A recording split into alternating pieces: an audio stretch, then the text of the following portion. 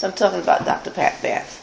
So then she, when she was at Howard, by now Maureen and I are broken up, Oh. We broke up, we were only together, a couple of years. In the early days when I was, we were first out. So here we are. We go around the other sorors. I love And it. they would say,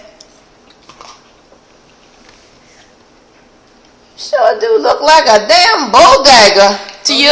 Yeah. Me and Maureen would run back into the house and look in the mirror. How do we look any different? What's the Oh yeah. And she would say, I said, well, why don't you throw that diaphragm out? She says, no, I got to keep the diaphragm because I can't get rusty. The whole thing in those days was, we talking about 63. Oh my 1963. goodness. The whole thing in those days was, you got paranoid when people started going. Because we used to meet this group from the sorority like every Monday or something for drinks. But wasn't it just the way you were dressed? Yeah, it wouldn't be like this, but they were just picking up something, and especially this Myrna, after she was a little bit older than us. She had a couple of drinks. She said, "You don't look like a damn bull dagger," or whatever that was, bull dagger. We didn't even know, yeah. you know what I mean? But we ran home, and Maureen said, "Oh, I got to keep my diaphragm." Now she had a couple boyfriends, right? Now the boyfriends. When I say boyfriends, this guy she worked at the welfare department. This white boy used to come home with her, and we'd all have a Friday night of wine, and they would smoke their pot. Well, I don't even need to smoke. As high as I am, as silly as I am, I've had a couple of wine drinks, and I get high by contact, and I'm throwing bottles out the window. And all kind of thing. And now I'm ready. Now after the wine, I'm ready to go to bed. She said, "No, don't leave me. Please don't leave me. I don't care. I'm going to bed." And she would be saying, "Don't leave her because because the party the three of us used to have." And she would be saying, "Don't leave her because she knows that the wine turns her on and she's ready to fuck." You know what I'm saying? Yes. So she would go have her sex right out there in the living room while I would be sleeping in the bedroom, drunk, knocked out. With the boys?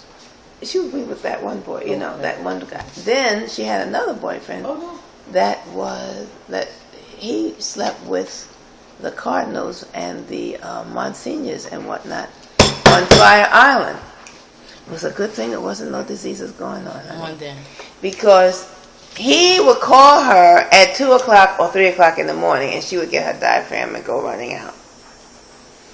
And see, I didn't know how things were supposed to be. I was only 23, you know what I mean? I was only 23 years old, right? And you wasn't. And she was about 21, something like that. Now her mother, when I would go, before she moved in with me, they from Bermuda, I think. Your husband is here. We were saying, oh, she's talking like that. How did she know that? Yeah. So I don't know. I look pretty feminine, but I don't know. These mothers and people, they pick these things up. Just the mothers know. My mother, I had to move out my house because my mother was always saying, "Now I know you're close with these sorority girls, but why do they have to come spend the night?" I was like, "Oh, Ma, you don't know." She would say. So I said, I gotta move. I gotta get my own apartment. That's why I had my own apartment so early, because I could have stayed. I could have stayed home. Yeah. But I had my own apartment because my mother was trying to interfere with my my little with your swag.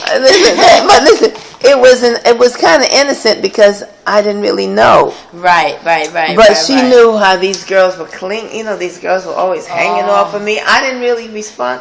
I didn't know what it was. They didn't know what it was. Right. So anyway, but my mother would be observant. She said, going back even further. You know how I keep going back and back. Going back even further, my father used to take kids out to run.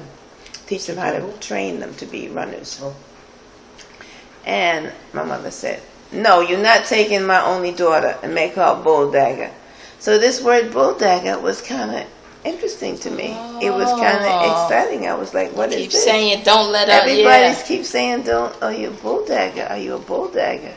And and I was like, "What's a bulldagger?" But whatever it was, I was liking it, the sound.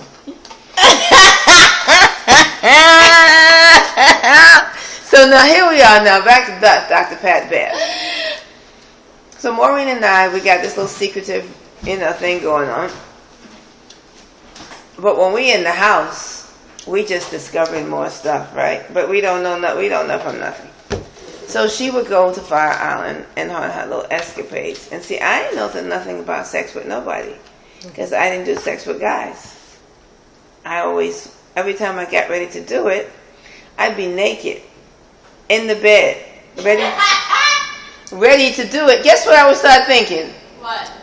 I don't want this creep to be father of my children. Oh, yeah, thank God. And get right up.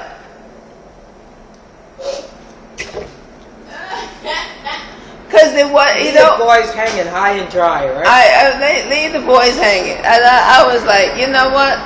Father of my children? No, I don't think so. So anyway, so now, I remember going with this guy, and see you also. I tell you what, I was also you all tell me if you were like this. I wasn't even lesbian, but I was very in tune to stuff like that. So if I remember going to Roger's house. He had a funny little smell in there when he was in there with his roommate. Do you know what I mean? And I look at them cross-eyed because I was like, Everybody tipping. And I tell you another thing I used to notice about Roger. Roger was a good-looking, dark-skinned guy, right? Oh, he was fabulous looking. But why he wore his pants so tight that his thing was always sticking out like this? You seen that? That's Yeah. the gay boys do. Yeah, to come here. Attracting people. And he just always had his, there's these pants like this. I was like, Yeah, and they wear the small underwear so it could stick out even more. Right. But the boy wore Brooks Brothers. He was so fine. It's like, And then I know him and the roommate Always needed wake to it up open together. some windows or something up in there. So, okay.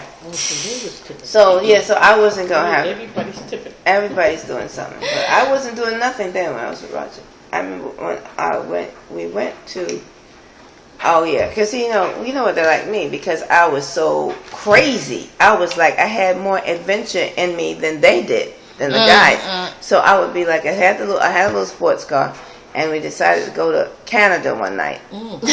From where? From here, from Manhattan. But we didn't have that much money.